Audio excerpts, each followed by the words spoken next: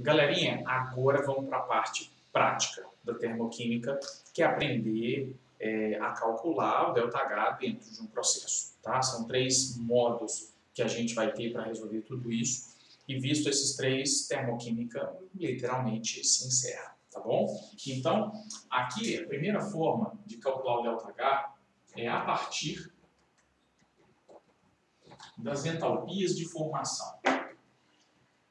Das entalpias de formação. Se por um acaso você tiver entalpia de formação de todo mundo dentro ali de um problema, agradeça muito, porque basta simplesmente você aplicar uma equaçãozinha, né? Aqui, ó, o ΔH vai ser a soma das entalpias de formação dos produtos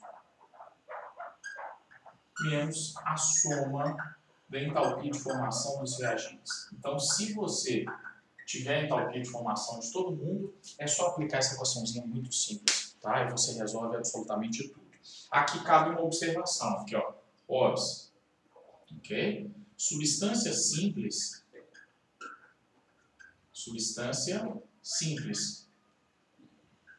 no estado padrão,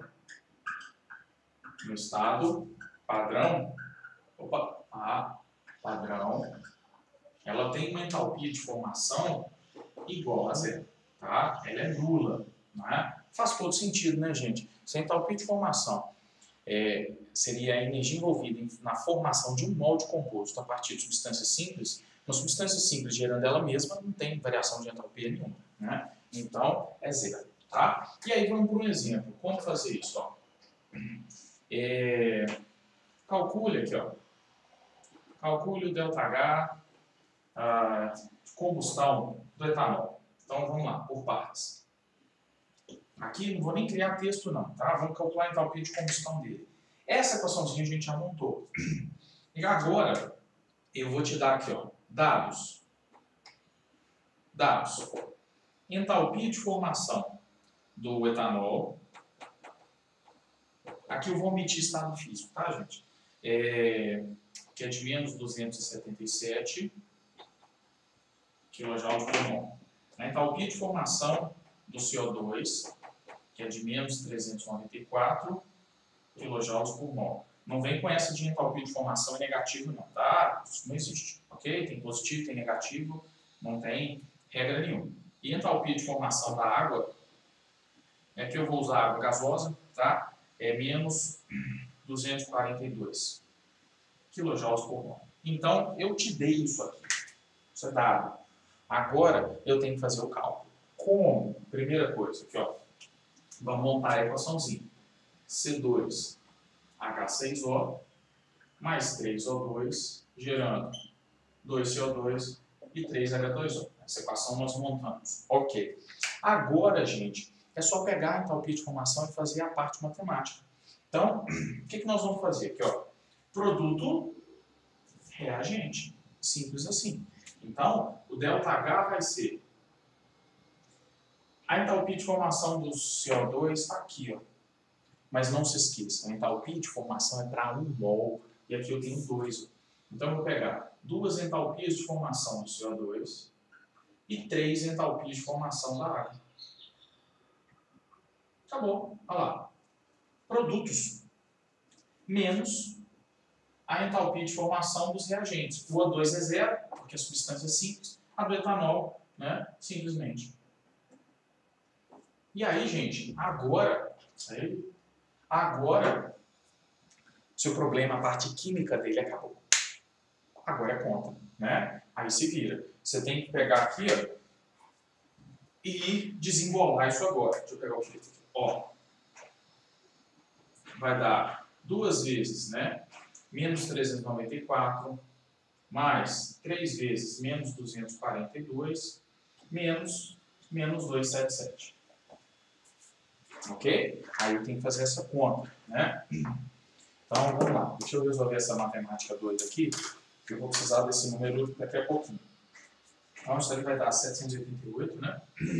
Menos 788, menos 200... Vai dar 726, 242 vezes 3, 726. E aqui mais 277, porque troca o sinal.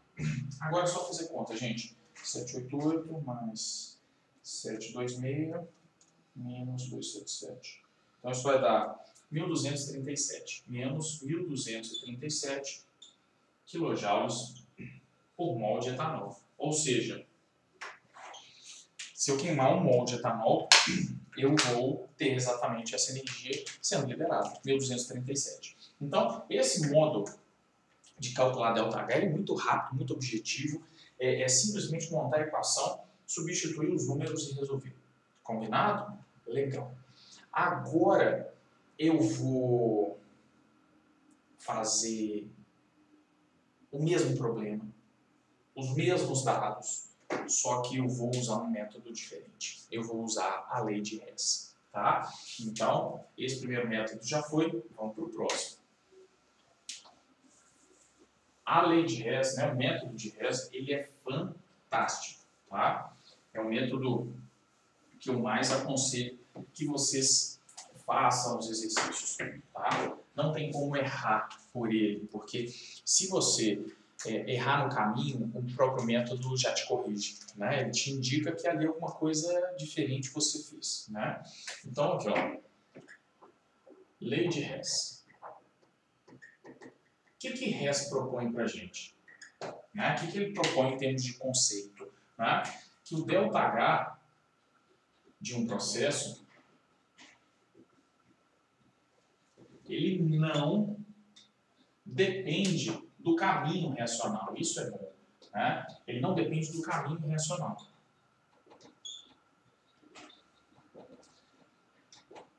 Isso, né, é muito bacana para a gente, graficamente a gente vai conseguir enxergar isso. Né?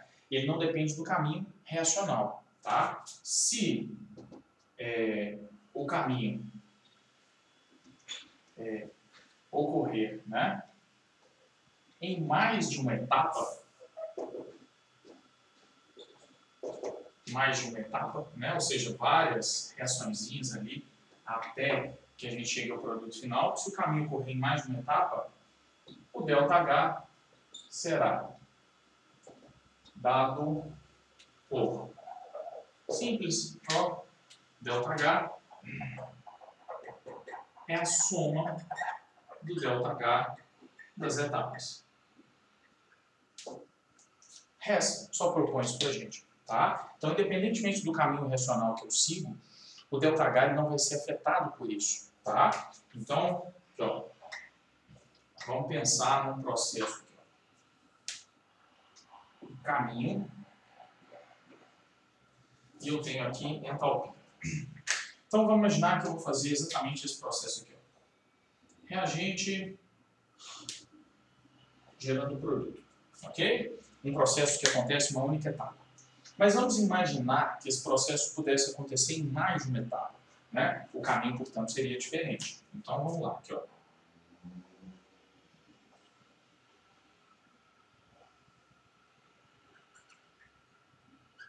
Então, eu tenho três equações aqui, né? Eu tenho três etapas, primeira, segunda e terceira. Como calcular o ΔH? Do reagente ao produto. Então, aqui, ó, esse é o meu primeiro intermediário, não é verdade? Esse intermediário, ele é reagente da segunda etapa, que vai gerar o meu segundo intermediário, que é reagente da terceira para o produto final ser produzido. Então, o ΔH dessa primeira etapa aqui, ó, tá aqui, ó, ΔH1. O ΔH da segunda etapa, aí ele aqui, ó,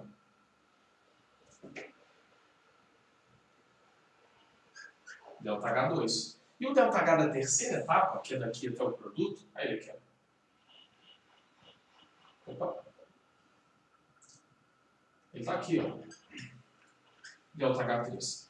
E o que Hess diz pra gente? Some o ΔH dessas etapas e você vai ter o ΔH do processo global. Aqui, ó.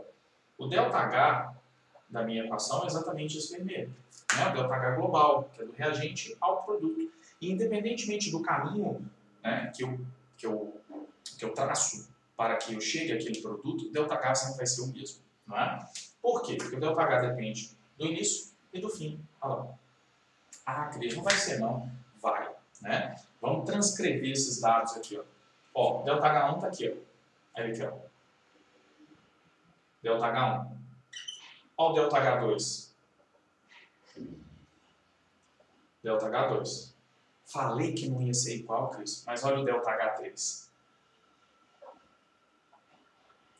Esse valor é positivo, esse é negativo, porque essa reaçãozinha aqui é isotérmica, né? Então, esse pedaço aqui, ó, anula esse.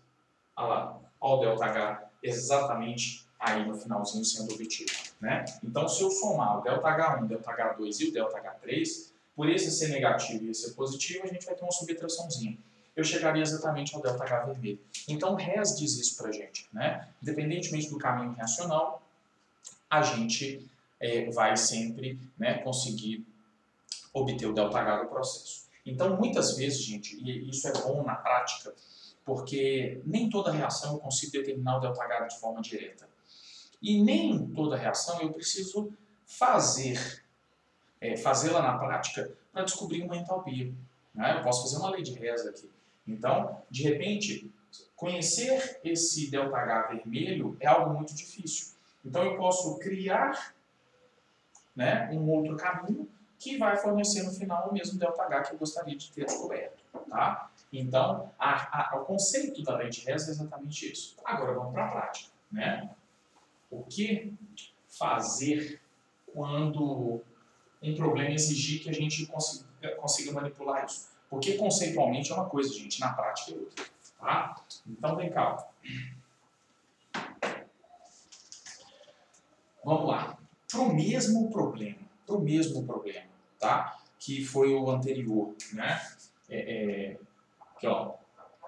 Calcule ΔH de combustão do etanol.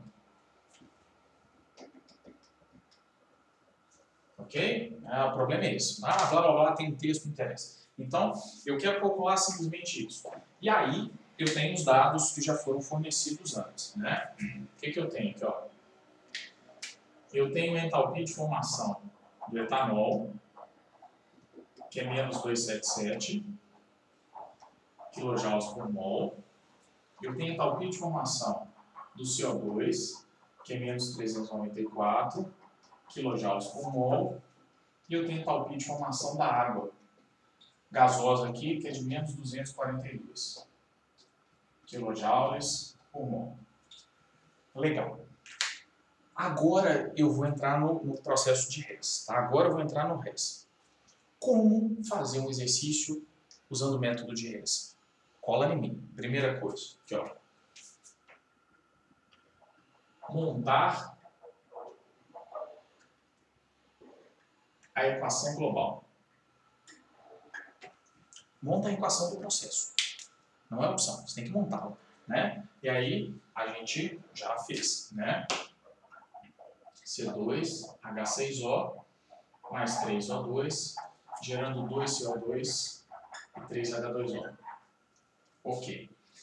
Deixa eu reescrever isso aqui no cantinho. C2H6O mais 3O2, gerando 2CO2 e 3H2O. Gente, vocês vão ver que não tem como errar. Tá?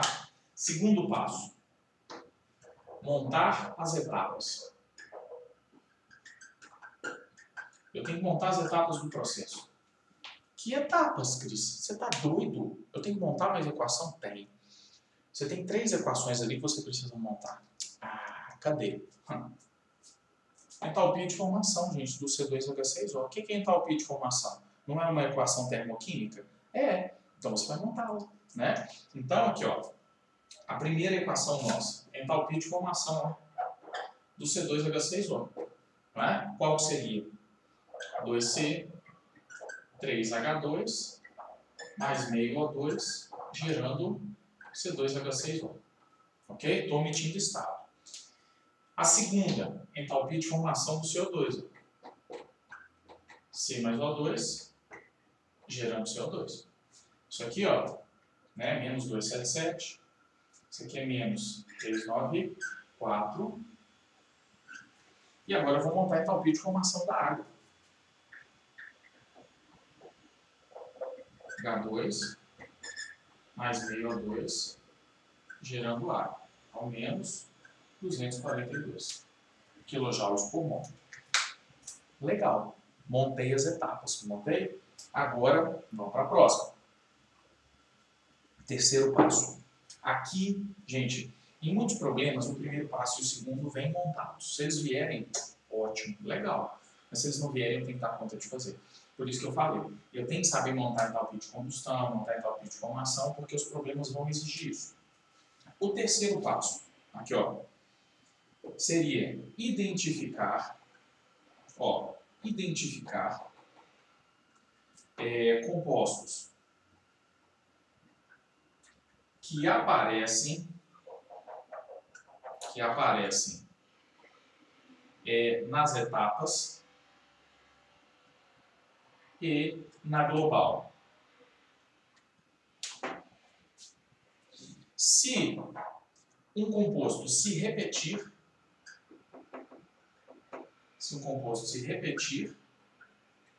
né, em mais de uma etapa,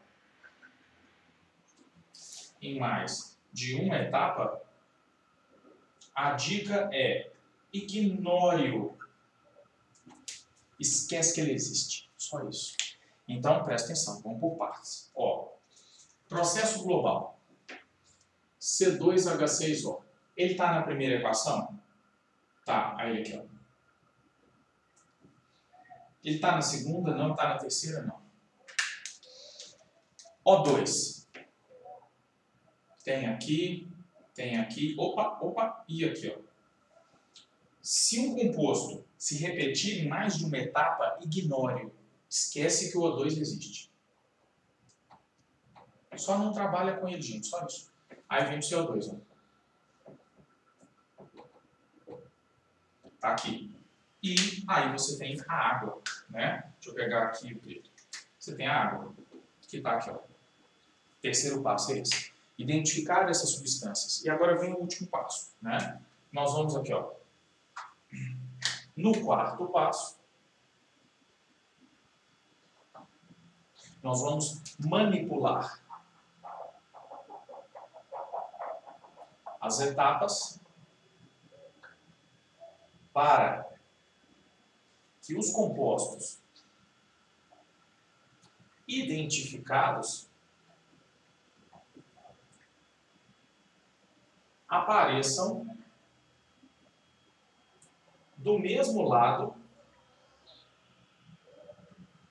e quantidade que estão no global. Então, gente, não é muita coisa, porque aqui eu estou destrinchando, deixando ali escrito para vocês. O que eu tenho que fazer? Monto as etapas, identifico quem é comum, e se alguém se repetir, eu não mexo. Aí eu estou vendo que esse é comum aqui, só que lá ele é reagente, aqui ele é produto. Então você vai pegar a primeira equação e vai inverter. Você inverte ela, troca ela para que isso apareça do mesmo lado que está aqui, ó. Então vai ficar C2H6O, 2C, 3H2, mais meio O2. O que acontece com o ΔH aqui, gente? Troca de sinal, né? Trocou de sinal.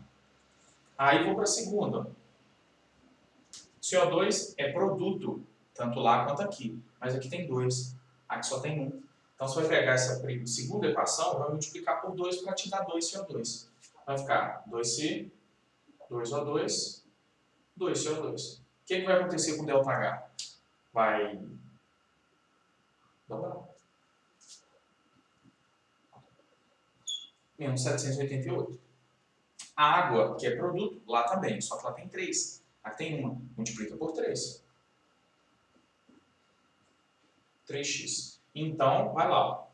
3H2 mais 3 meios de O2, gerando 3H2O. Aí eu tenho que multiplicar isso aqui por 3, menos 726. E agora, gente, é só somar tudo. Olha aqui, ó. Você tem 2 carbonos aqui, que vão cortar com esses dois. Você tem aqui, cadê? 3H2 que vão cortar com esses 3. Né? Aqui, ó, você tem do oxigênio, ó, cadê o oxigênio? Aqui, ó. Você tem 2 Os com mais 3 meios. 3 meios dá 1,5, né? 2 mais 1,5 dá 3,5. Aí só tem meio do lado de lá, ó. Então, isso vai cortar e vai ficar igual a 1 aqui. 1 mais 2, né? 3. Então, vocês vão perceber que, ó, C2H6O, 3O2, 2CO2 e 3 átomos. E o ΔH é só somar esses valores. Então, o ΔH aqui vai dar menos 1.237,34, que havia dado aí no exercício anterior. Agora eu esqueci de cor. Então, aqui, ó, 788 mais 726 menos 277. 37. Então, 1.237 kJ por mol. Bom, lei de Hess é isso. Primeiro passo, montar a equação global. Segundo, montar as etapas. Terceiro, identificar o que é comum às etapas e ao processo global. Depois você vai manipular essas etapas para que as substâncias identificadas apareçam do mesmo lado e na mesma quantidade. E aí você, soma tudo e obtém o ΔH do seu processo. É trabalhoso? É, mas esse método resolve quase tudo, ok? Exceto o que tiver energia de ligação, que aí eu vou falar com vocês exatamente no próximo quadro, ok? Então, é isso. Vou dar um pause aqui para eu trocar, né, o refil das minhas canetinhas e, né, eu já volto agora com o quadro apagado. Fui! Voltei, né? Último método agora para a gente fechar esse pedacinho da termoquímica. Em relação aos cálculos, né? HP-HR já foi, a lei de Hess já foi, e agora vem a energia de ligação, tá? Ou entalpia de ligação. O que conceitualmente a gente tem aqui, né? Essa entalpia de ligação é a energia envolvida na formação ou na ruptura de 1 mol de ligações.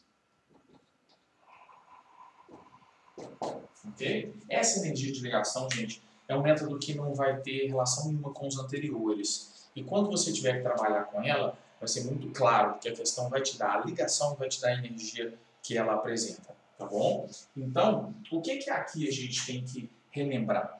Que uma reação química, ela nada mais seria do que um rearranjo de átomos. Então, eu preciso separar átomos para depois, né, reconectá-los de forma diferente. Então, a gente não pode esquecer, ó, que a formação de uma ligação química, né, ela é um processo obrigatoriamente o quê? Exotérmico, né? Eu libero energia. Então, o ΔH é menor do que zero, não é? Formar ligação ali é exotérmico. A ruptura, já para eu quebrar ligações, eu preciso absorver energia. O processo é endotérmico, né? Então, o ΔH aqui, ele é maior do que zero, tá ok? E quando uma reação química acontece, ligações são rompidas e ligações são quebradas. Então, gente, para calcular o ΔH, é a soma das energias absorvidas e liberadas. Uma continha absolutamente simples, tá? Então, exemplo aqui, ó. Eu vou pensar em calcular o ΔH dessa reação. CH4 mais 2O2, gerando CO2 mais água. Ok. Se eu for trabalhar com energia de ligação, a questão tem que me dar os números, tá? Então, primeiro, quais ligações aqui estão presentes? Ó, CH4.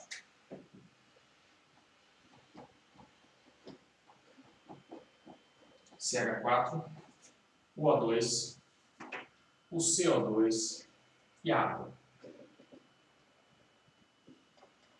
Ok? Reagentes e produtos. Então, de cara, essas ligações, elas vão ser rompidas. Ó. Eu tenho que quebrar esta e esta. Então, aqui, nós vamos quebrar 4 ligações CH. Aqui, essa ligação O2, ela vai se quebrar. Ela não existe do lado de lá. Só que são 2 O2. Então, isso aqui vai se quebrar mais quantas vezes? 2 vezes. Então, eu tenho duas ligações O dupla O para serem quebradas. Né? Aqui, eu tenho essa e essa ligação, elas vão ser formadas. Então, são 2 ligações C dupla O, que vão ali obrigatoriamente serem formadas. E eu tenho aqui, na água, 2 ligações OH que vão ser produzidas. Só que são 2 águas, né? São 2 moléculas. Então, são 4 ligações OH que vão ser formadas. E aí, o que eu vou fazer agora? Simples, gente. Eu vou pegar os dados dessas ligações e vou substituí-los aqui. Não esquecendo que esses valores aqui, ó, eles são positivos. Não vou esquecer que esses valores são negativos. E simplesmente você os soma. Simples assim, né? Se isso aqui deu 10 e aqui deu menos 8, o seu saldo é mais 2.